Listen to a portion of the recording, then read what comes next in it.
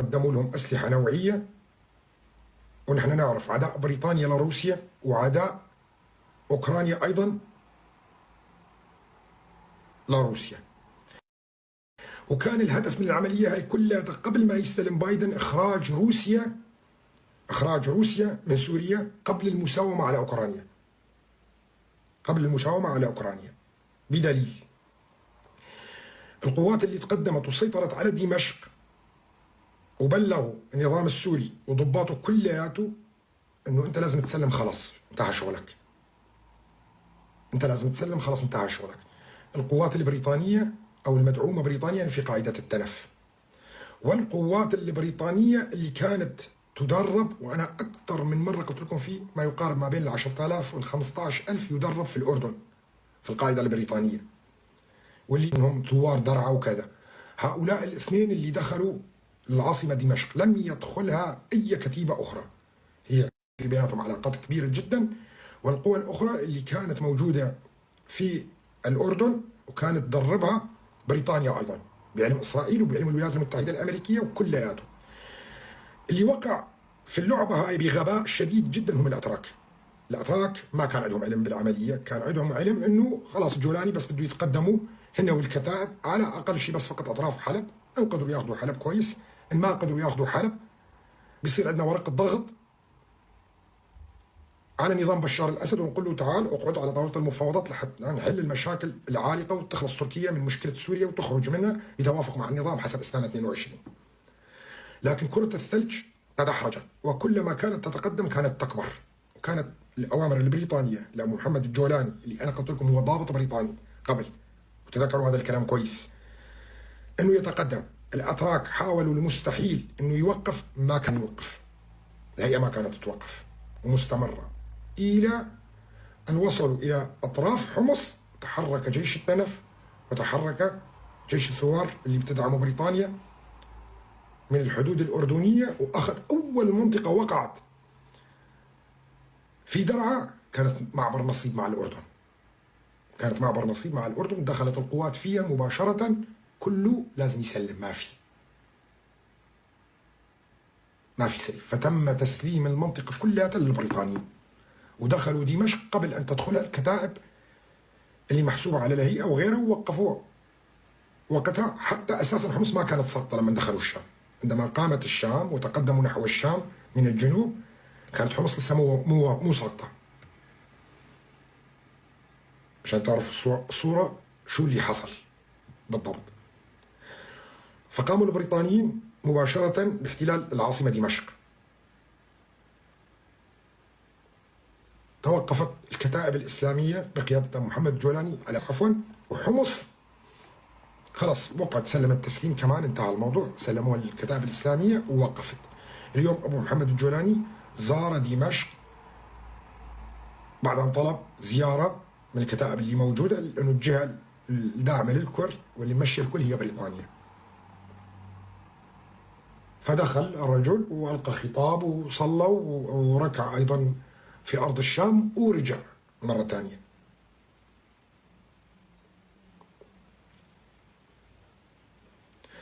هؤلاء اللي بيطلعوا الائتلاف وغيره تشكيل حكومة وتبطيخ، هذول ولا حدا بيسمع لهم ولا بيمثلون بالمعادلة السياسية في سوريا أي شيء.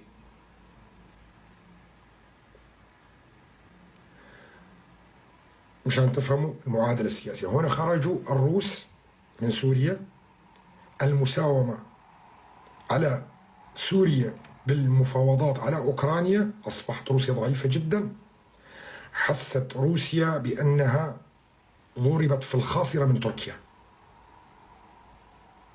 طبعا نفس الشيء ينطبق على الإيرانيين أيضا، فالأتراك يعتبرون خانوا روسيا خيانة عظمى.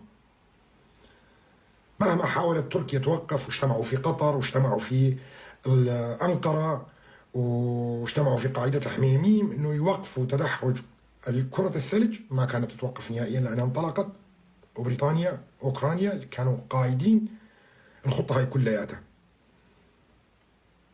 الولايات المتحدة الامريكية كان عندها علم ومبسوطة بالموضوع هذا، واسرائيل كانت عندها علم ومبسوطة، بس بشرط اسرائيل أنه ما تدخل الكتائب الإسلامية أو جبهة النصرة إلى الشام، فدخلها جيش التنف ودخلها الجيش الجنوب اللي كان مدرب من البريطانيين في الأردن.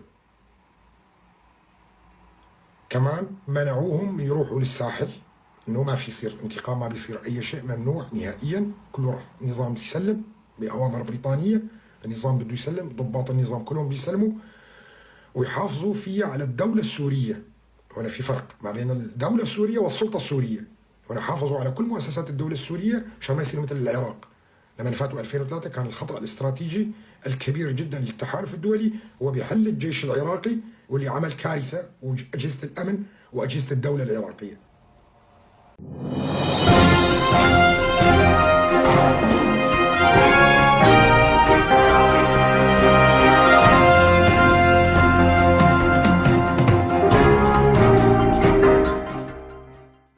طيب، مساء الخير لكل الأخوة والأخوات اللي دخلوا معنا اللايف، تحياتي كل باسمه ورسمه، أسعد الله مساءكم جميعا. طبعا رح نبلش الحلقة باللغة العربية بالبداية، ولن أطيل يعني كثير بهذا الموضوع. طبعا في أخوة كثير متابعتني منذ فترة طويلة جدا، يعني في اللي متابعني من سنوات واللي متابعني من 3 سنوات على الأقل لما طلعت على هذه المنصة. طبعا في كثير من الناس ترجع كمان، يعني بدي أكررها باللغة العربية، إنه بيقولوا لي ليش بتقول أنا قلت وأنا حكيت فلان أمر. طبعا كونه في كثير من الأخوة الجدد اللي دخلوا بالأشهر القليلة الماضية ما بيعرفوا بماذا تحدثنا قبل 3 سنوات، وأنا بقدم سلسلة طويلة متواصلة، ما عم بقدم شيء يعني مو مترابط كل يوم حلقة يعني مختلفة عن الآخر، لا، أنا عم بقدم سلسلة طويلة في السياسة والاقتصاد، مرتبطة منذ سنوات مع بعضها البعض. وهنا بدي أذكر الأخوة المتابعين إلي طبعا من 3 سنوات عندما كنت أتحدث بموضوع أبو محمد الجولاني، ولما كنت أقول لكم إنه هذا الشخص مخابرات بريطاني. طبعا عارضني كتير وقتها، خصوصا الأشخاص اللي كنت بطلع عندهم وبذكر لهم هذا الموضوع، فكانوا يعترضون على هذا الموضوع إنه شلون كذا، وكان هذا بالعام 2022 و23.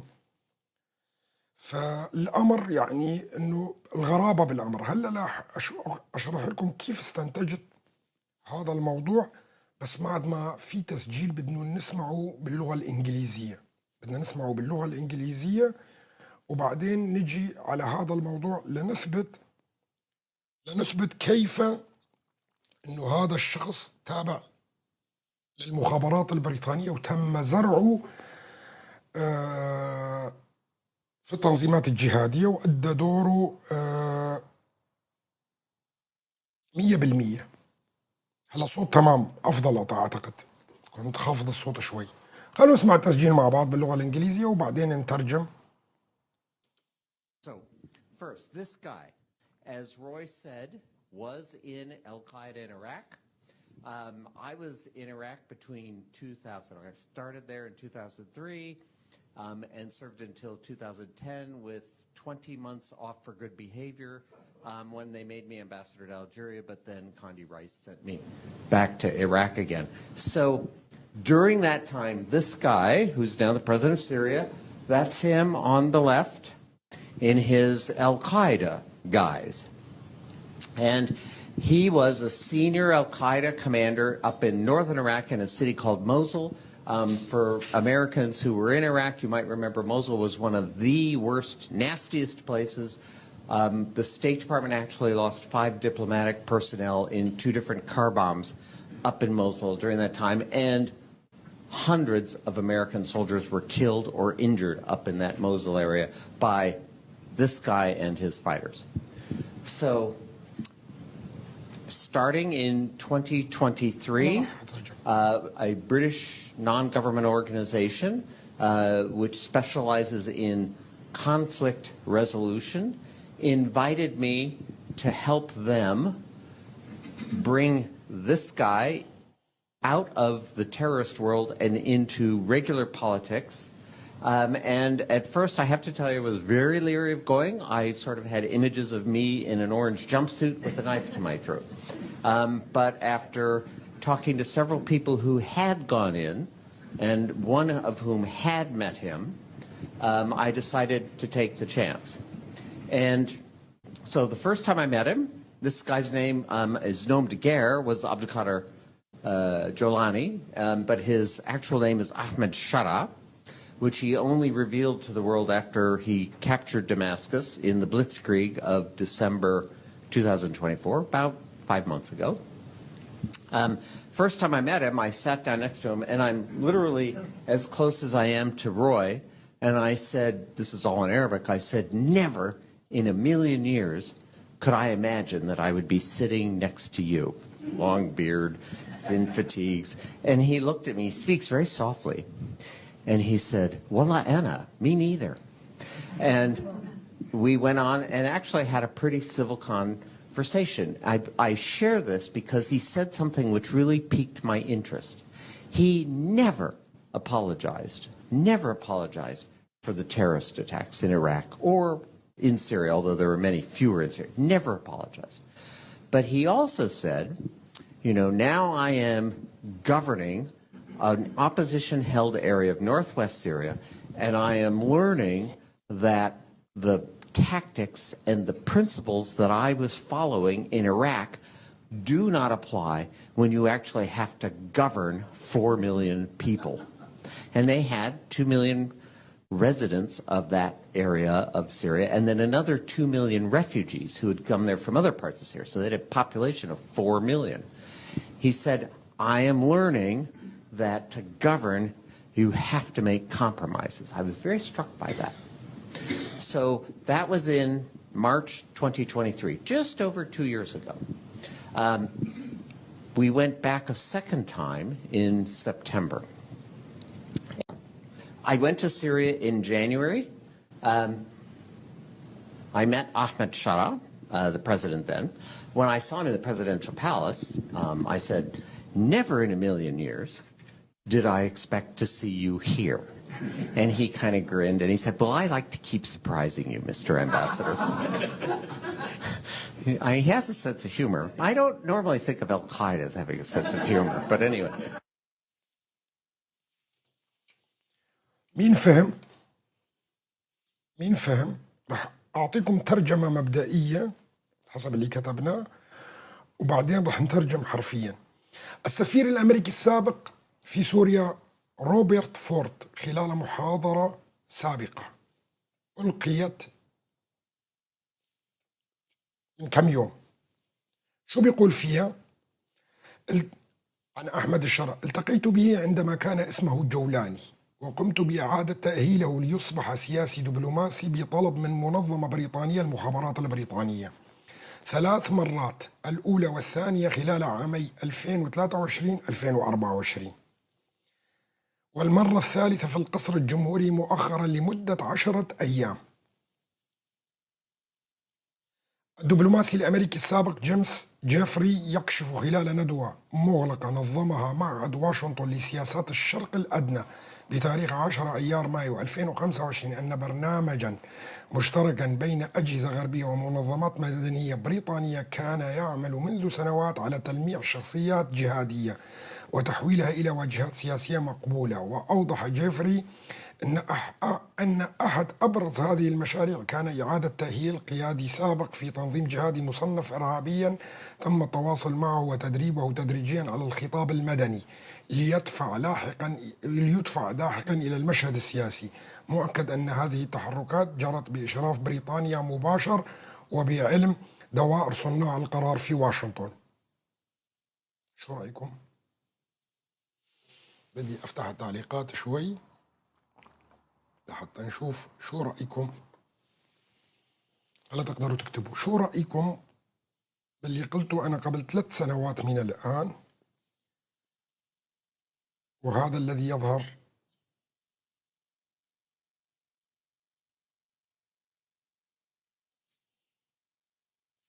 نعيد باللغة الإنجليزية وبعدين بدي أترجم لكم إياه حرفيا.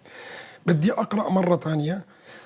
السفير الأمريكي السابق في سوريا روبرت فورد خلال محاضرة سابقة التقيت به عندما كان اسمه جولاني، وقمت بإعادة تأهيله ليصبح سياسي ودبلوماسي بطلب من منظمة بريطانية، المخابرات البريطانية، 3 مرات، الأولى والثانية خلال عامي 2023 و2024، والمرة الثالثة في القصر الجمهوري مؤخرا لمدة 10 أيام. الدبلوماسي الأمريكي السابق جيمس جيفري يكشف خلال ندوة مغلقة نظمها معهد واشنطن لسياسات الشرق الأدنى بتاريخ 10 أيار مايو 2025 أن برنامجا مشتركا بين أجهزة غربية ومنظمات مدنية بريطانية كان يعمل منذ سنوات على تلميع شخصيات جهادية وتحويلها إلى واجهات سياسية مقبولة. وأوضح جيفري أن أحد أبرز هذه المشاريع كان إعادة تأهيل قيادي سابق في تنظيم جهادي مصنف إرهابيا تم التواصل معه وتدريبه تدريجيا على الخطاب المدني. يعني هو كان قبل ضابط مخابرات يعمل كجهادي معهم، كجهادي. الآن تم تهيئته، صاروا 2 و3 بيشتغلوا عليه على أساس أنه إيش بيصير سياسي مدني، تنظيم جهادي تم التواصل معه وتدريبه تدريجيا على الخطاب المدني ليدفع لاحقا في المشهد السياسي، مؤكدا أن هذه تحركات جرت بإشراف بريطاني مباشر وبعلم دوائر صناع القرار في واشنطن. وهذا الفيديو صوت وصورة له، طبعا أنا ما أقدر أطلع الصورة مشان ما أنحظر لأن أطلع لكم الصوت، لكن الفيديو موجود في شبكة سوريا مباشر على التليجرام. الفيديو موجود صوت وصورة في شبكة سوريا مباشر على التليجرام SLN. خلونا نسمع وبعدين الترجمة الحرفية. I don't normally think of Al-Qaeda as having a sense of humor, but anyway. يعني حتى هو بيضحك على هذا الموضوع انه زلمتنا هذا وكذا وكل العالم كانت تفكر القاعدة. خلونا نسمع. So, first, this guy, as Roy said, was in Al-Qaeda in Iraq. I was in Iraq between 2000. I started there in 2003 and served until 2010 with 20 months off for good behavior when they made me ambassador to Algeria, but then Condi Rice sent me back to Iraq again. So during that time, this guy, who's now the president of Syria, that's him on the left in his Al-Qaeda guise. And he was a senior Al-Qaeda commander up in northern Iraq during that time, and hundreds of American soldiers were killed or injured up in that Mosul area by this guy and his fighters.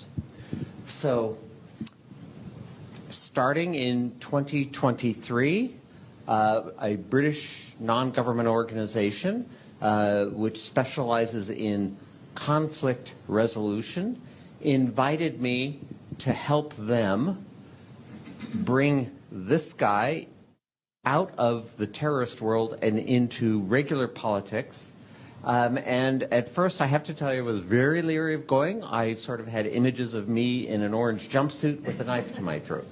But after talking to several people who had gone, Jolani, but his actual name is Ahmed Shara, which he only revealed to the world after he captured Damascus in the Blitzkrieg of December 2024, about 5 months ago. First time I met him, I sat down next to him, and I'm literally as close as I am to Roy, and I said, this is all in Arabic, I said, never in a million years could I imagine that I would be sitting next to you. Long beard, thin fatigues. And he looked at me, he speaks very softly, and he said, Walla Anna, me neither. And we went on and actually had a pretty civil conversation. I share this because he said something which really piqued my interest.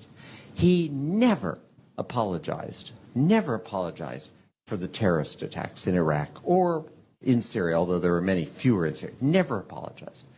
But he also said, you know, now I am governing an opposition-held area of northwest Syria, and I am learning that the tactics and the principles that I was following in Iraq do not apply when you actually have to govern 4 million people.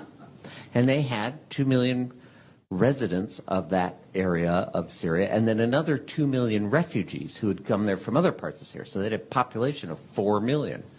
He said, I am learning that to govern, you have to make compromises. I was very struck by that. So that was in March. ما كشفوا احنا اللي كشفنا، احنا اللي جبنا الفيديو. We went back a second time in September. I went to Syria in January. I met Ahmed Shara, the president then. When I saw him in the presidential palace, I said, never in a million years did I expect to see you here. And he kind of grinned and he said, أنا ما قلت لكم ما أنا مطول، أنا قلت لكم ما أنا مطول ولازم ما يطول. He has a sense of humor. I don't normally think of Al Qaeda as having a sense of humor, but anyway. طبعا أنا هلا راح أترجم لكم. هلا مو شغلتكم أنتم تعرفوا ليش كشفوا ما كشفوا كذا وهاي. المهم إنه الثلاث سنوات اللي فاتت كلها وأنا بكل المحاضرات اللي كنت ألقيها عند الأستاذ كمال بكر وكنت أقول لكم هذا مخابرات بريطانية. صراع أمريكي روسي على إدلب. الصراع على إدلب متعلق بالصراع على أوكرانيا. لا يريد الأمريكان السيطرة الروسية المطلقة في سوريا لحتى يكونوا على طاولة المفاوضات الأوكرانية مو أقوياء الروس، وهذا معادلة صعب جدا على العقل العامي الآن فهمها. فلذلك الصراع الآن الموجود من البريطانيين والفرنسيين والأمريكان هو على إدلب حصرا. وهي أول مرة أنا بقول الكلام هذا، كنت بلمح فيه لكني راح أقوله بشكل مباشر. واستطاعت الهيئة السيطرة على عفرين كلياتها، وكان هدف الهيئة ما بيهم عفرين لا من بعيد ولا من قريب، لكن الهيئة سيطرت على عفرين من تحت لتحت لإيش؟ لتساوم قوات سوريا الديمقراطية عليها مستقبلا. كله بيشتغل بمصالح.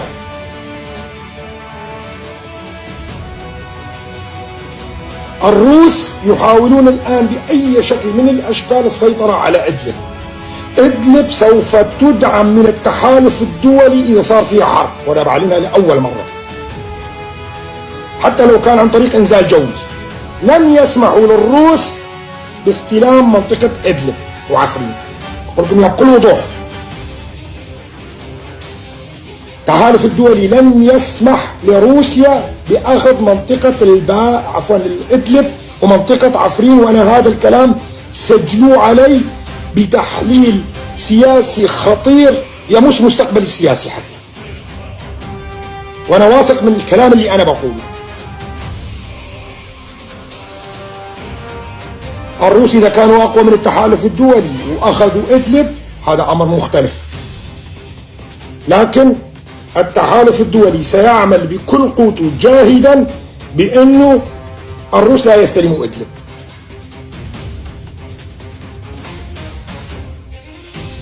ومثل ما قلت لكم الأمريكان كان عندهم تحركات سريعة جدا قبل ما يبلشوا الأتراك بتسليم المنطقة كلياتها للنظام، والروس بلقائهم مع المعتصم عباس وبعض القياديين الآخرين الذي لا أعلم أسمائهم، أنا بكل صراحة بقولها لا أعلم أسمائهم، واجتمعوا في قاعدة أنجرليخت، وبعد عودتهم من قاعدة أنجرليخت حصلوا على 600,000 دولار في قيادات من فيلق المعتصم انزعجت من بعضها البعض لأنه ما كان عندهم علم بال 600,000 دولار، فتقاتلوا على الغنيمة، فانكشف الأمر للأتراك، فقاموا الأتراك مباشرة بتصفية هؤلاء. اللي انسجن، اللي صفوه، وهاي هي كانت التيتا تبعيد الأستاذ نديم غدوم لما طلع وقال لكم في فلاشات وفي كذا وفي كذا وفي أمور، وأنا هاي بحكي لكم إياها. والتيتا كانت بس عندي أنا وما حدا بيعرف فيها، وكله كان يدور على التيتا عند فلان وعند المنبر الكبير والمنبر الصغير وكذا وهاي، وأنا جبتها من دون ما أتواصل ولا أطلع عند حدا ولا أي شيء، وفهمت الموضوع كلياته. وتفضلوا هذا هو الموضوع. عم بقول لكم سنة كاملة إنه الأمريكان عم يمنعوا الأتراك من تسليم غرب الفرات للنظام الروس. سنة كاملة عندما الأتراك قرروا بالاقتراب من النظام وتسليمه للروس، رويدا بدأوا الأمريكان بالتحرك بهذا الموضوع. طبعا المنطقة هاي ليست منطقة نفوذ أمريكي، فمن الطبيعي جدا ما راح تكون لأمريكا والتحالف الدولي القوة الكبيرة في على مسألة إدلب، لكن راح يحاولوا يعرقلوا هذا الموضوع بأي شكل من الأشكال. بريطانية، وهذا ضابط مخابرات بريطانية، وحكيت لكم في محاضرات عديدة جدا عن الحركات الإسلامية وكيف تم إنشاء الحركات الإسلامية، ودائما القادة تبعية الحركات الإسلامية أغلبهم عملاء جبل. فقادة تبعين الحركات الإسلامية كلياتهم عملاء للمخابرات البريطانية والفرنسية والأمريكية، من قادة الإخوان المسلمين، من قادة تنظيم القاعدة، كله. وكل قائد تنتهي مهمته يا بيتخلصوا منه بطريقة غامضة جدا. بدنا نرجع هلا نترجم كلمة كلمة، بدنا نرجع نترجم كلمة كلمة. والكلام اللي قلت لكم إياه خلال السنوات اللي فاتت كلياتها طبعا عم يثبت يوم ورا يوم، يوم ورا يوم. وهذا أعتبره لنفسي يعني جزء من المصداقية الهامة اللي كل التحليلات اللي أطلقتها خلال السنوات اللي فاتت، وأعتقد أنه هذا من حقي أيضا، هذا من حقي أني هنا أثبت مصداقيتي بشكل كبير جدا. طبعا مئات الشغلات اللي حصلت اللي تحدثنا عنها والكلها الحمد لله أنه حصلت. فبدنا نشوف الترجمة الحرفية شو بيقول. طبعا أنا بدي أقرأ قبل كله، بدي أقرأ لكم الملخص تبع الفيديو وبعدين نرجع نترجم كلامه حرفيا. السفير الأمريكي السابق في سوريا روبرت فورد خلال محاضرته السابقة التقيت به عندما كان اسمه جولاني. يعني روبرت فورد السفير الأمريكي السابق في دمشق كان هذا، التقى فيه لما كان اسمه جولاني، وقمت بإعادة تأهيله ليصبح سياسي ودبلوماسي بطلب من منظمة بريطانية، المخابرات البريطانية، 3 مرات، الأولى والثانية خلال عامي 2023-2024، والمرة الثالثة في القصر الجمهوري مؤخرا لمدة 10 أيام. يعني راح فورد لعنده على القصر الجمهوري بعد ما سقط بشار الأسد، ودربوا كمان لمدة 10 أيام على الدبلوماسية، يعني على أنه يصير سياسي مدني. ولا شوفوا هنا الدبلوماسي الأمريكي السابق جيمس جيفري يكشف خلال ندوة مغلقة نظمها معهد واشنطن للسياسات الشرق الأدنى بتاريخ 10 أيار مايو 2025 أن برنامجا مشتركا بين أجهزة غربية، مو دولة واحدة، بين أجهزة غربية، يعني فرنسا وبريطانيا وأمريكا معها كلياتها. طيب أنا بذكركم بشيء هام للغاية. قبل ما يسقط بشار الأسد تقريبا 6 أشهر ما طلعت وقلت لكم أنه الجولاني في فرنسا؟ لدي معلومات أنه الجولاني موجود في باريس. حدا يذكر هذا الكلام؟ أعتقد أنه الآلاف تذكر هذا الكلام، يعني ما هو مرة ومرتين وثلاثة. طيب حضر نعم في باريس وتم تهيئته. ليش باريس؟ لأنه باريس هي المستلمة الملف السوري. هذا رح نشرحه هلا بعد شوي أثناء الحديث. يقول الدبلوماسي الأمريكي السابق جيمس جيفري خلال ندوة مغلقة نظمها معهد واشنطن للسياسات الشرق الأدنى بتاريخ 10 أيار مايو 2025 أن برنامجا مشتركا بين أجهزة غربية ومنظمات مدنية بريطانية كان يعمل منذ سنوات على تلميع شخصيات جهادية وتحويلها إلى واجهات سياسية مقبولة. وأوضح جيفري أن أحد أبرز هذه المشاريع كان إعادة تأهيل قيادي سابق في تنظيم جهادي مصنف إرهابيا تم التواصل معه وتدريبه تدريجيا على الخطاب المدني. يعني حولوه من الجهادي السلفي اللي مهمته خلصت إلى إيش؟ إلى شخصية مدنية ليدفع لاحقا إلى المشهد السياسي، مؤكدا أن هذه التحركات جرت بإشراف بريطاني مباشر وبعلم دوائر صناع القرار في واشنطن.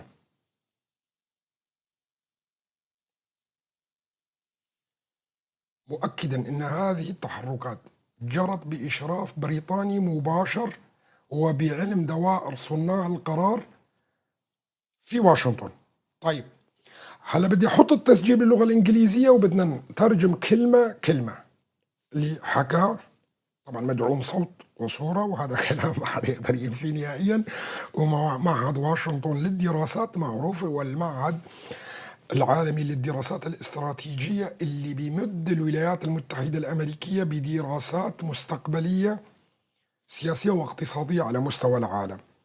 طبعا هذا العبد الفقير لله لحاله مركز دراسات استراتيجية لحاله، واكتشف الموضوع في بدايته أنه هذا الرجل تابع للمخابرات البريطانية. وطلعت قبل 3 سنوات وحكيت لكم إياه، وراح أشرح لكم شلون، لأنه بدي إياكم كلياتكم تطلعوا بالتحليل، يعني نوعا ما تفهموا شلون بيتم التحليل، وهذا جهد شخصي لحالي. خلونا أول شيء نترجم وبعدين I don't normally think of Al-Qaeda as having a sense of humor, but anyway. طبعا الضحك هاي بالنهاية لأنه عم بيضحكوا على موضوع أنه واحد قيادي قام بالقاعدة مثله هيك بيطلع عميل إلهم يعني ودربوه بالشكل هذا. طبعا هاي صاعقة على كل التكفيرين والجهاديين والمنظمات اللي موجودة على مستوى العالم كلياتها. ترى هاي صاعقة كبيرة. خلونا نسمع نترجم. First, this guy, as Roy said, was in Al-Qaeda. طبعا هو بيأشر على الصورة، بيقول لك هذا الرجل كان في القاعدة. الصورة اللي فيها لحية وقلابية أفغانية وبدلة عسكرية يعني مموهة. هذا الرجل كما قال روي، أنتم ما بتعرفوا مين روي طبعا، كان في تنظيم القاعدة والعراق. كنت في العراق، يقول جيفري يقول كنت في العراق. طيب In Iraq. I was in Iraq between two. كنت في العراق ما بين عامي 2000 و 2003.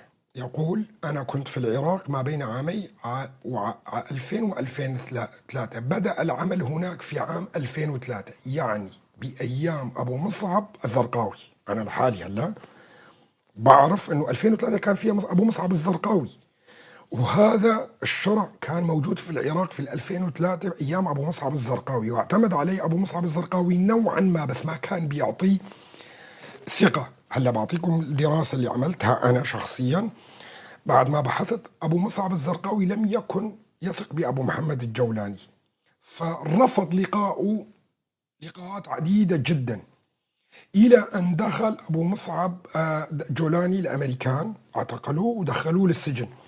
في السجن تعرف على جهاديين آخرين، يعني بالبداية كان عنصر عادي، فتعرف على قادة جهاديين موجودين. فأثناء وجوده في السجن مثل على هؤلاء القادة الجهاديين بأنه جهادي وجاء من سوريا وكذا، وهو دارس للقرآن، فتتلمذ أكثر في السجن على يد هؤلاء المشايخ اللي كانوا تابعين لتنظيم القاعدة، ووصوا فيه لما خرج من السجن.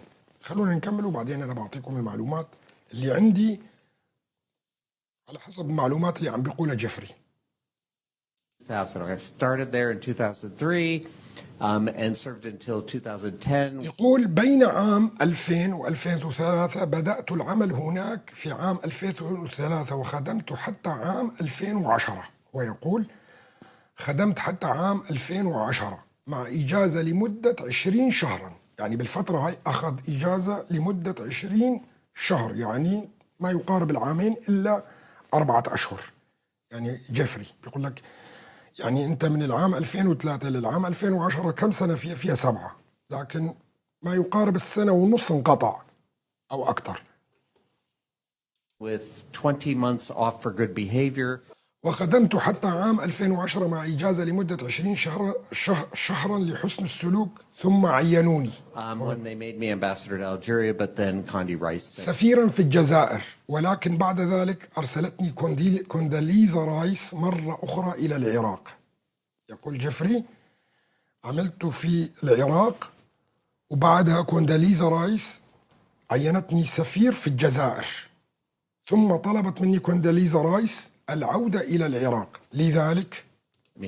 back to Iraq again. So during that time, this guy, who's now the president of Syria, خلال تلك الفترة هذا الرجل الذي أصبح الآن رئيسا لسوريا هو الذي بيأشر على الصورة اللي فيها لحية الأفغاني. Al-Qaeda guys. اليسار رجل القاعدة وكان قائدا بارزا لتنظيم القاعدة، يؤشر إيده على اليسار على صورة أبو محمد الجولاني اللي فيها اللحية والبدلة العسكرية والعمامة الأفغانية. يقول هذا الرجل كان قائدا بارزا بعد 2010 في القاعدة لتنظيم القاعدة في العراق. And he was a senior Al-Qaeda commander. وكان قائدا بارزا لتنظيم القاعدة في شمال العراق. يقول في شمال العراق. In northern Iraq in a city called Mosul. في شمال العراق قرب مدينة الموصل. Remember, Mosul was one of the worst, nastiest. We're in Iraq. بالنسبة للأمريكان الذين كانوا في العراق ربما تذكرون أن الموصل كانت might remember Mosul was one of the worst. في العراق ربما تذكرون أن الموصل كانت واحدة من أسوأ الأماكن وأكثرها إزعاجا في الواقع. فقدت وزارة الخارجية 5 من الدبلوماسيين في انفجار سيارة مفخخة في الموصل خلال تلك الفترة. انفجار سيارتين مفخختين في الموصل خلال تلك الفترة، وقتل وجرح مئات الجنود الأمريكيين. of American soldiers were killed or injured up in that Mosul area by this guy and his. على يد هذا الرجل، يقول على يد أتباع هذا الرجل اللي هو أبو محمد الجولاني، وأشر عليه باليسار. تذكروا الحلقات اللي قدمت فيها أنه هم كتير عندهم مبدأ إيش؟ التضحية ببعض الجنود عندهم إياه، وحتى موجود هذا في إسرائيل حتى نفسه بيسموه في إسرائيل قانون هانيبال. قانون هانيبال، القانون تبع هانيبال الموجود في إسرائيل حتى هم بالنسبة لهم يعني فعلوه في 7 أكتوبر. كان هذا موجود القانون قديم لكن كان موقف، ففعلوا هذا القانون في 7 أكتوبر عندما حصلت مسألة حماس أو قبلها. فكل هؤلاء اللي كانوا موجودين في غزة وتم أسرهم، والجنود اللي تم أسرهم وقتلهم، هم بالأساس ضحية لقانون هانيبال اللي هم بيستخدموه دائما. ما أقدر أعمق أكثر من هيك لأنه في خطورة بهذا الموضوع، لأنه معلومات خطيرة جدا. فقانون هانيبال هو بالأساس قانون أمريكي، وأخذته جيش الدفاع الإسرائيلي أيضا، وصدر من الكنيست قبل سنوات عديدة جدا، لكن تم الإيقاف بعمل بهذا القانون وفعل قبل 7 أكتوبر بكم يوم. ليش قبل 7 أكتوبر بكم يوم يفعل وبعدين تصير مسألة 7 أكتوبر؟ طيب. Fighters.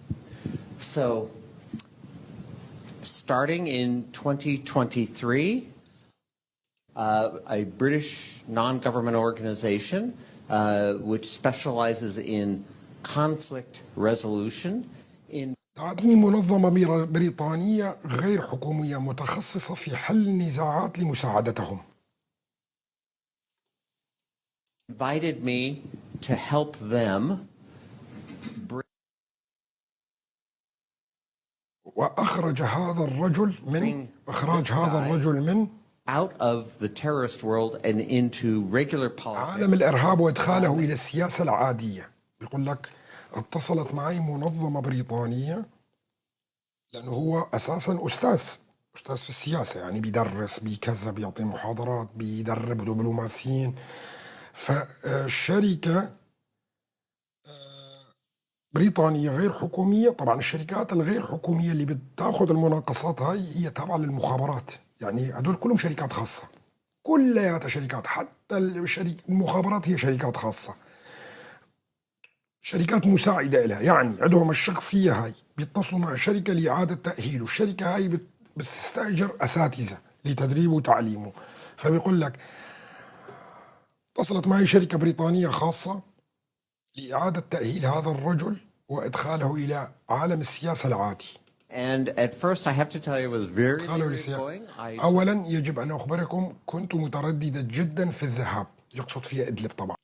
لقد كان لدي نوعا من الصور. يقول لك أولا يجب أن أخبركم أني كنت متردد جدا في الذهاب. لقد كان لدي نوعا من الصور.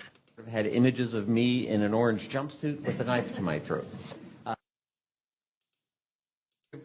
I sort of had images of me. لقد كان لدي نوعا من الصور لنفسي في بدلة برتقالية اللون مع سكين.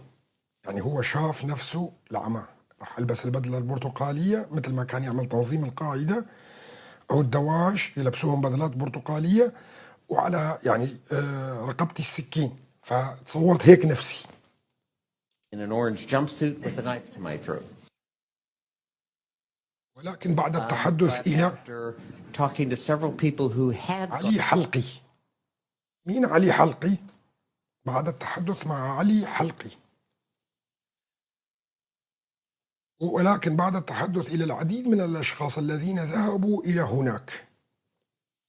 يقول لك بعد التحدث مع علي حلقي وعديد من الأشخاص الذين ذهبوا إلى هناك. And one of whom had met him, I decided to take. أحدهم قد التقى به، يعني البريطانيين اللي التقوا به. قررت أن أغتنم الفرصة، وفي المرة الأولى التي قابلته فيها كان. And so the first time I met him, this guy's name. وفي المرة الأولى التي قابلته فيها كان اسم هذا الرجل هو عبد. يعني ما سمى حاله أبو محمد الجولاني، لا، جابوا له إياه على أساس هو اسمه عبد الغني، يمكن أعتقد عبد. His nom de guerre was عبد القادر جولاني. هذا الرجل هو عبد الجولاني أو عبد القادر الجولاني، ولكن اسمه الحقيقي هو. But his actual name is Ahmed Shara. اسمه الحقيقي هو أحمد الشرارة أو الشرع، والذي لم يكشفه which he only revealed to the world after he captured للعالم إلا بعد أن استولى على دمشق. الذي لم يكشفه إلا بعد أن استولى على دمشق. Damascus in the Blitzkrieg of December. في الحرب الخاطفة في ديسمبر كانون الأول 2024. في الحرب الخاطفة في كانون الأول 2024، أي منذ حوالي 5 أشهر. 2024, about 5 months ago. First time. وفي المرة الأولى التي قابلت فيها، I met him, I sat down next to him, and المرة الأولى التي جلست بجانبه وكنت أقرب ما يكون إلى روي. As close as I am to Roy, and I said, this is all in Arabic, I said never. روي هو ضابط المخابرات اللي كان متواصل مع أحمد الشرع. روي هو ضابط البريطاني المخابرات اللي كان متواصل مع أحمد الشرع واللي أخذ جفري لعنده. وقلت له كل هذا باللغة العربية. قلت لم أكن، طبعا روي ضابط متحدث باللغة العربية. In a million years could I imagine that I would be sitting next to you, long beard. لا أتخيل أبدا أنني أجلس بجانب لحية طويلة مرتديا ملابس عسكرية. هو بيقول لك ما كنت متخيل أني أنا بدي أجلس مع واحد عنده لحية طويلة ولابس ملابس عسكرية، يعني جهاديين. And he looked at me, he speaks very softly. ونظر إلي وتحدث بهدوء شديد وقال حسنا أنا أيضا لا أتحدث عن ذلك. He said, والله أنا, me neither. And we went on and وقال حسنا أنا أيضا لا أتحدث عن ذلك، وواصلنا الحديث وكان لدينا actually had a pretty civil conversation. محادثة حضارية إلى حد ما. أنا أشارك هذا، يعني I share this because he said something which really piqued my interest. لأنه قال شيئا أثار اهتمامي حقا ولم never apologized for the terrorists. ولم يعتذر قط عن الهجمات الإرهابية في العراق. يعني أنا استغربت أنه ما عم بيعتذر عن الهجمات اللي حصلت في العراق وقتل الجنود الأمريكيين. هذا شو بيعطيك انطباع؟ واحد قاعد قائد إرهابي، وحصل أنه قتل جنود أمريكيين من التنظيم تبعه اللي موجود في الموصل، فقعد بجنبي مباشرة، وكونه أنا مثلا دبلوماسي أمريكي ما اعتذر مني. شو يدل هذا؟ هذا يدل أنه هو منكم يا هو منكم، يعني ما أنه غريب، هو أساسا هو أوامر نفذها بقتل الأمريكيين. فليش يعتذر؟ يعتذر واحد إذا قام بعمل ما من دون علم الجهة تبعيته، لكن ما يعتذر إذا هو أساسا من الجهة نفسها ونفذ أوامر. صح ولا لا؟ هلا يعتذر قطعا الهجمات الإرهابية في العراق أو في سوريا، على الرغم من أن عدد الهجمات in Syria, although there were many fewer in Syria. Never الإرهابية في سوريا كان أقل بكثير. لم يعتذر أبدا، ولكنه قال أيضا كما تعلمون قال له كما تعلمون الهجمات يعني أوامركم كما تعلمون. apologize. But he also said طبعا هنا جيفري ما بيعرف هاي الأشياء، هاي كمان ما بيعرفها. جيفري بيقول لك أنا مستغرب أنه ما اعتذر وما كذا. هذا يدل على شيء واحد، أنه هذا الشخص بالأساس هو عميل لهم من زمان. now I am ولكنه قال أيضا كما تعلمون أنا الآن أحكم governing an opposition-held area of northwest Syria. منطقة خاضعة لسيطرة المعارضة في شمال غرب سوريا، يقصد فيها إدلب. And I am learning that the tactics and the principles تعلم التكتيكات والمبادئ التي كنت أتبعها في العراق.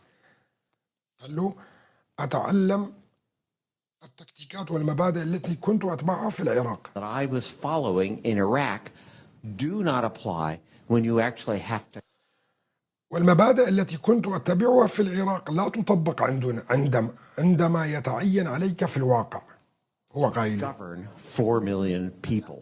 حكم 4 ملايين شخص في إدلب، وكان And they عدد had 2 million residents of that. سكان تلك المنطقة من سوريا 2 مليون نسمة. من تلك المنطقة 2 مليون نسمة، و2 مليون من مكان آخر، يعني من كل سوريا كانوا جامعينهم هنا. area of Syria, and then another 2 million سكان تلك refugees المنطقة from من that سوريا، other وبعد ذلك legislative من أجزاء أخرى جاء 2 مليون، فكان عدد سكانهم 4 مليون. population of 4 million. He said, I am learning قال إنني أتعلم أنه إذا أردت أن that to govern you have to ملايين make نسمة. قال compromises. إنني أتعلم، بس ثواني، لا بسرعة راحت هي. To govern you قال إنني أتعلم أنه إذا أردت أن تحكم يجب عليك أن تقدم تنازلات.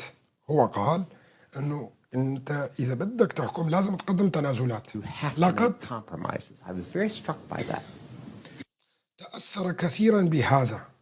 يعني هو جيفري قالوا إذا أنت بدك تحكم بدك تقدم كثير تنازلات، فهو تأثر، يعني أنه ما بده يقدم كثير تنازلات وبده يكون الشخصية القوية، وكان ذلك في So that was in March 2023, just over تأثر كثيرا بهذا، وكان ذلك في مارس 2023. مارس 2023. أتمنى من أخوة الأدامن تبحثوا عن الفيديوهات اللي تحدثت فيها، على الأقل فيديو واحد قبل عام 2023 اللي تحدثت فيها وقلت لكم هذا الرجل ضابط مخابرات بريطاني، لحتى أشرح لكم الاستنتاج أيضا. أي منذ أكثر من عامين بقليل، هو يقول 2 years ago. We went back أي منذ أكثر من عامين بقليل، لقد عدنا للمرة الثانية في a second time in September. يعني رجع مرة ثانية لعنده. أي منذ أكثر من عامين بقليل لقد عدنا مرة ثانية In September. مرة ثانية تحدث مع بعض بشأن سوريا. لا يوجد تقريبا ذهبت إلى سوريا في شهر يناير. I went to Syria in January. تقريبا ذهبت إلى سوريا في شهر يناير، والتقيت أحمد الشرع الرئيس الحالي. I met Ahmed Shara, the president then, when I saw him in the presidential palace. ثم عدنا ورأيته في القصر الرئاسي رجع شافه في القصر الرئاسي بعد ما سقطوا بشار الأسد. I said, never in a million years did I expect. أتوقع أبدا أن أراك هنا في مليون سنة. يقول له جيفري: لم أتوقع أني أراك يعني في القصر الجمهوري ولو لو بعد مليون سنة. To see you here. And he kind of grinned and he أتوقع أبدا أن أراك هنا بعد مليون سنة. ثم يضحك يعني جيفري، يعني مستغرب. جيفري نفسه ما كان يعرف أنه بده يسلموه الحكم. هلا في صوت؟ في صوت يا أخوان؟ أعتقد الصوت واضح من عندك أخي. فجيفري كان بيدربه بس مو عرفان ليش. فلما شافه بالقصر الجمهوري ضحك وقالوا: أنا ما كنت أتوقع أشوفك بعد مليون سنة حتى هون. فهمتوا أسلوب المخابرات؟ يعني درب وكذا وهي، بس هو مو عرفان ليش. هو بيقبض مصاري، هو شركة دبلوماسية يقبض مصاري. فقال لي أحمد الشرع: حسنا.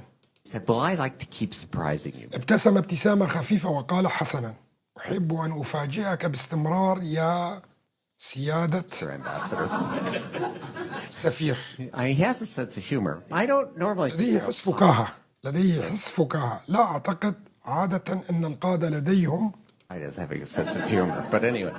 حس فكاهة، ولكن على أي حال. So, first, this guy, as Roy said, was in.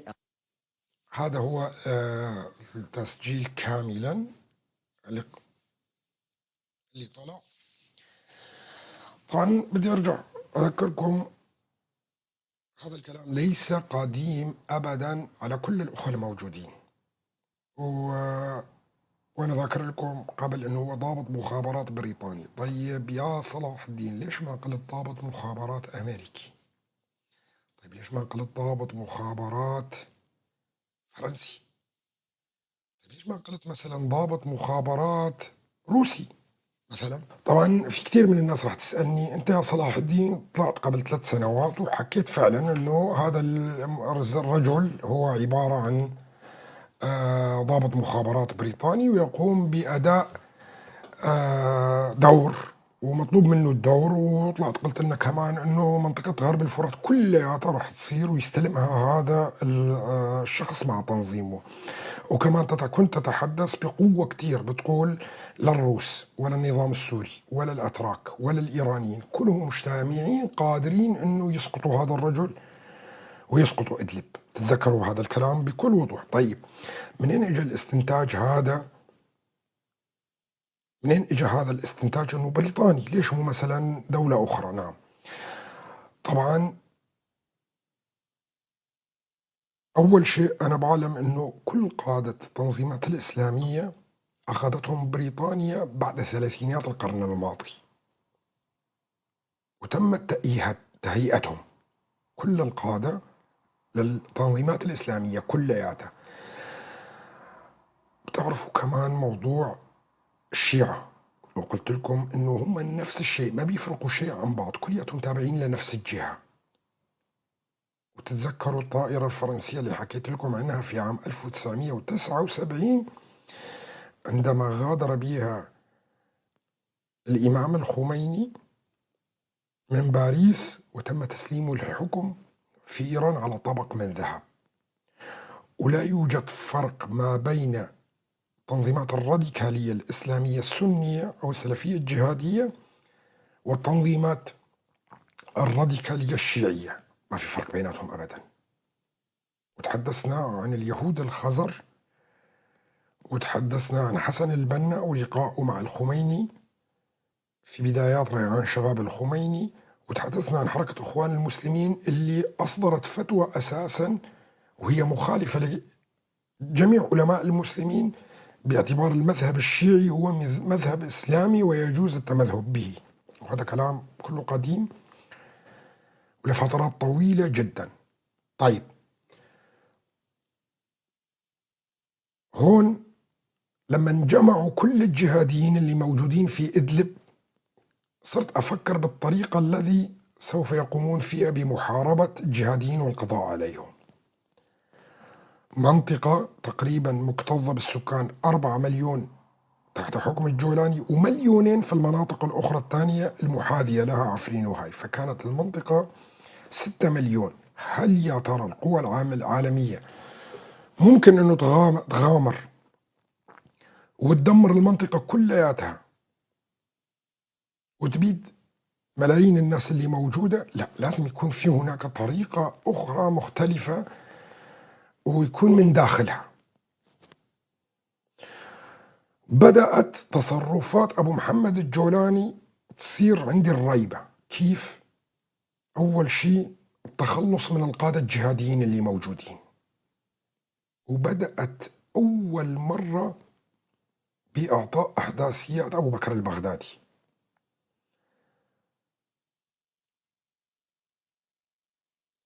فبدأ هون التفكير عندي بأنه هذا الرجل هو يشتغل لصالح المخابرات الغربية، يشتغل لمصالح المخابرات الغربية. وبدأت أراقب كل التصرفات والقادة والكذا اللي بدأ بالتخلص منهم وزجهم بالسجون ومحاربة أغلبية الراديكاليين من الصف الثاني والثالث، وتم التخلص منهم رويدا رويدا. فهذا أعطاني إشارة وتأكيد للكلام اللي كنت أنا بجي بقول لكم إياه وبفكر فيه. فأصبح لدي انطباع بأنه هذا الرجل يجب أن يقود مخطط في سوريا. هذا المخطط حتى يتم تطبيقه يجب أن يتلون بالأسود كل المنطقة. فخرجت عليكم كلياتكم قلت لكم أنه هذا الرجل هو عبارة عن ضابط بريطاني يتم تهيئته لاستلام منطقة غرب الفرات كلياتها، سوريا كامل، حتى يكون هو أداة اللي بيشتغلوا فيها بالمنطقة كلياتها. وتذكرون أنتم بالآلاف تذكرون هذا الكلام وقتها. من هنا جاء هذا التفكير اللي أطلقته. طبعا الجرأة، أنتم تعرفون طبيعتي، أنا جريء، متابعيني القدماء، وعندما أكون بتفكيري واثق منه أطرحه مهما كانت النتيجة، لأنه هذا اعتقادي انتهى. فما بخاف من النتائج اللي بتطلع مستقبلا أنه صح ولا غير صح. وفي هلا كتير منكم المئات اللي بيكتب أنه كان موجود في البثوث، لأنه ما قلتها مرة واحدة. عندما أنت تقول شيء مرة واحدة ويمر مرور عابر، بتقول لك زلمة حكى 1000 شغلة وهاي منها بيناتها عابرة، وهلا جاي بده يتفلسف وحكاها بالصدفة يعني كذا. لا، أنا بمحاضرات طويلة وبأيام طويلة تحدثت عن هذا الموضوع. كنت أجادل الناس أساسا فيها، حتى كنت أجادل الناس فيها حتى.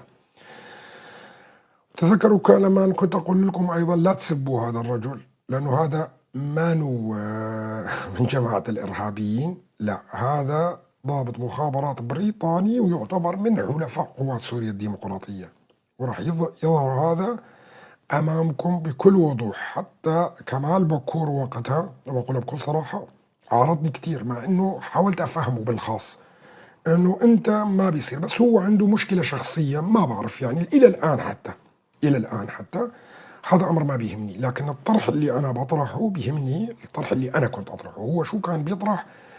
كان، وإلى الآن ثبت لكم مين الصح بالنهاية، ثبت لكم مين الصح. طبعا مثل ما قلنا لكم هناك مخطط غربي موجود على الأراضي السورية، ولا ما كانوا خلوا أبو محمد الجولاني بالبسكليتات والموتورات جماعة ساسوكي إنه يروح على القصر الجمهوري كأنه نزهة. كان عندك روسيا، كان عندك إيران، كان عندك الدول كتير اللي كانت مع النظام، وهذا أمر طبيعي. لكن جاءته الأوامر بكل وضوح وقالت له اللي يحب النبي يخلع، فخلع وطلع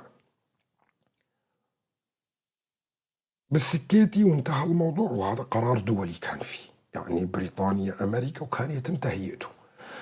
طيب تتذكروا لما طلع ترامب قبل ما يستلم الحكم ب15 يوم ب10 أيام، وقال لك أن أردوغان رجل ذكي وأنا أحبه وهو رائع، استطاع أن يجتاح سوريا ويسقط بشار الأسد. الوحيد اللي طلع لكم وقتها وقال لكم هذا عم بيستهزئ من أردوغان، هذا بيستهزئ فيه، وقال إنه رجل رائع. وكلمة السر هي دائما عند ترامب هي الرائع. طيب لما سقط بشار الأسد واستلموا هدول بالموتورات، كل العالم طلعت، وأنا الوحيد اللي كنت بقول لكم الأتراك لا يعلمون والروس لا يعلمون وسينتقم، وإيران لا تعلم أيضا بهذا الموضوع، وكانوا مجتمعين في قطر على إيش؟ على أنه يفعلوا اتفاقيات سوشي. لكن البريطانيين ضربوا ضربة استباقية، سينتقم الإيرانيين والروس من الأتراك بعد فترة، لأنه بيعتبروها هي خيانة كبرى. طبعا أوهموا الأتراك وخدعوهم أنه خليه يأخذ حلب كأقصى حد وتقدير لحتى يضغط أردوغان على بشار الأسد ويلتقي فيه. أنتم بتعرفوا خلال عام ونصف أردوغان كان كل يوم مصدعنا ليل نهار ويبعث لبشار الأسد هو وزير خارجيته بده يلتقوا في العراق، ويلتقوا شيء في موسكو، ويلتقوا هنا. وكان أبو البيش عم بيدلل عليهم بشار الأسد، بيدلل على أردوغان. فأكبر طموح لأردوغان كان أنه يشوف بشار الأسد ويتفق معه. وأنا الوحيد اللي كنت بقول لكم هذا الكلام عاري عن الصحة أبدا، ولا بد للجولاني أنه يستلم غرب الفرات كله، وغير هيك ما في مشاريع بتطبق. ما كان في حلول سياسية كتفكير أنا بفكر فيه، ليس لدي إلا هذا. فلذلك بكل جرأة وقوة وهذا مستقبل تاريخي طلعت وقلت لكم هيك بده يصير بكله. فخرج الأمر من إيد الأتراك، قلت لكم خرج الأمر من إيد الأتراك، واتفاقية وجلوسهم في الدوحة كان قبل يومين من إسقاط بشار الأسد لن ينفع أبدا. والأتراك يحاولون قدر المستطاع بأنه ينقذوا اتفاق سوشي، لكن ما بقى يقدروا، خلاص انتهى الموضوع، خرج من إيدهم. والطريقة الهزيلة اللي استلم فيها جماعة الهيئة الحكم في سوريا. طيب هلأ في كتير من إخواننا بالساحل راح يقولوا كلام إنه طيب في ناس اجت وأجرمت بحقنا في هذا، مفروض ما بيصير، إنه ما بيصير وكونه دول عالمية. قلت لكم أنا الدول العالمية ما بيهمها المسائل الأخلاقية. طبعا تنظيم الجولاني مو كله مع الجولاني، في منهم الجهاديين لسه، وخصوصا الطبقات الثالثة والرابعة. هذا واحد. الشيء الآخر والهام للغاية اللي قام بالجرائم في الساحل هم الكتائب التابعة لتركيا، وكانت بدها تنتقم من الجولاني نفسه، وتورطوا بقضية إبادة جماعية، وهذا انتقام من الأتراك. يعني هلأ اللي بيظن أنه أحمد الشرع والأتراك كتير متفاهمين بيكون غلطان كتير. أحمد الشرع بيضحك عليهم، بيضحك على الأتراك وبيمرق وقت.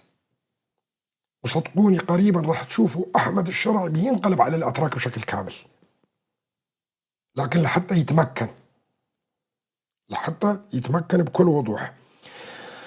المخابرات التركية كان عندها علم بأنه هذا الرجل عم بيتهيأ من مخابرات أجنبية، فحاولت المخابرات التركية بتغتاله كتير في إدلب بالسنتين اللي قبل ما يستلم الحكم من بشار الأسد.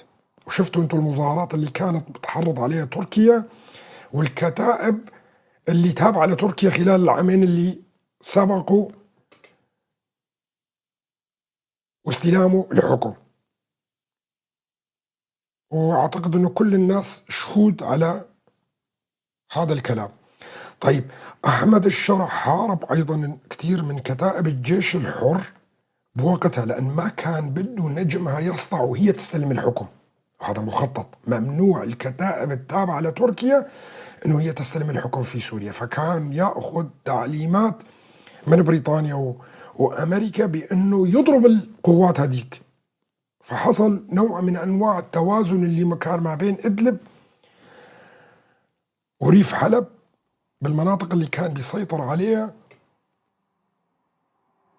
كتائب الجيش التركي. وأنا تحدثت عن هذا الموضوع مفصلا وكثير بمناسبات عديدة جدا. فما كانوا يستطيعوا القضاء على الهيئة والجولاني، وحاولوا كم محاولة اغتيال تعرض لها أبو محمد الجولاني في إدلب وقتها. كم عدد المظاهرات اللي كانت بتحركها تركيا. بتتذكروا لافتات فهيم عيسى نفسه اللي شايله وكان يطلع جولاني ولك ما بدنا إياك أنت ومعلمك بشار؟ تذكروها لما كانوا كلهم يطلع أبو عمشة وغيره وغيره. كل هؤلاء أبو عمشة شوي كان يتقرب منه لأنه عارف قوة الهيئة. المشروع ماشي على قدم وساق. طيب، خلال اليومين اللي فاتوا شفنا أيضا بعض الأخبار الهامة للغاية اللي تسربت، أنه في لقاء سري ما بين الجنرال مظلوم عبده وسيد أحمد الشرع، واتفق الاثنين على مقاتلة الأجانب أو التنظيمات الإرهابية الراديكالية أو العناصر الأجنبية اللي موجودة الآن في سوريا. صح ولا لا؟ شفتوها أنتم خلال اليومين اللي فاتوا. يطلع الأصلع الدجال اليوم، الأصلع الدجال اليوم بيطلع وبيتحدث عن ماذا؟ هناك حرب قادمة والسيد أحمد الشرع يهيئ لمقاتلة قوات قسد. طبعا هذا الأصلع الدجال بيكذب على الناس والشعب العربي كلياته والتركمان أيضا. هو ما بيفهم ولا يفقه أي شيء. قوتين تابعتين لجهة واحدة اللي هم بريطانيا وأمريكا شلون بيتقاتلوا يا فهمان؟ قوتين، الهيئة تابعة للولايات المتحدة الأمريكية وبريطانيا لم تطلق رصاصة من عناصر الهيئة نهائيا باتجاه قوات سوريا الديمقراطية. هناك تعاون استخباراتي وتعاون من كل النواحي ما بين الطرفين. حتى أي تحرك في البادية السورية تقوم الهيئة بإخبار قوات سوريا الديمقراطية بهذا الموضوع، والجهة واحدة. كثير من الناس كانت تسألني عن مسألة عفرين، مناطق الصح، المناطق الثانية. أنا أعطيتكم رؤية وتصور للموضوع كلياته بهذا الموضوع. هي مسألة وقت فقط ينقلب الجولاني بشكل كامل على الأتراك لحتى بس يتمكن. عندما يتمكن بمساعدة المملكة العربية السعودية والإمارات العربية المتحدة وبريطانيا وفرنسا وقوات سوريا الديمقراطية، سيقوم وقتها بطرد الأتراك. وحقيقة رح يحصل قريبا، مو بعيد هذا. ووقت 6 أشهر هو وقت صغير جدا لحتى يتمكن ويثبت نفسه على الأرض. فكل ما أتحدثت فيه خلال الفترة الطويلة اللي فاتت كلياته أنا مسؤول عنه. أنا مسؤول عنه، ولا أعطي تحليلين بحياتي، بعطي تحليل واحد لشيء واحد فقط. وعلى الأغلب كلياتكم لحد الآن كله عم بيصيب وبتفاصيل دقيقة جدا. لا أعطي تحليلين لأنه أنا ماني محلل سياسي، وأنا فهمتكم بهذا الأمر. ويدرك أيضا حتى الدول كتركيا وغيرها وغيرها ومن حواليها تدرك أنه أنا اللي بعطيه ليس تحليل سياسي. أنا هنا في أهم مراكز صناعة الخبر في العالم.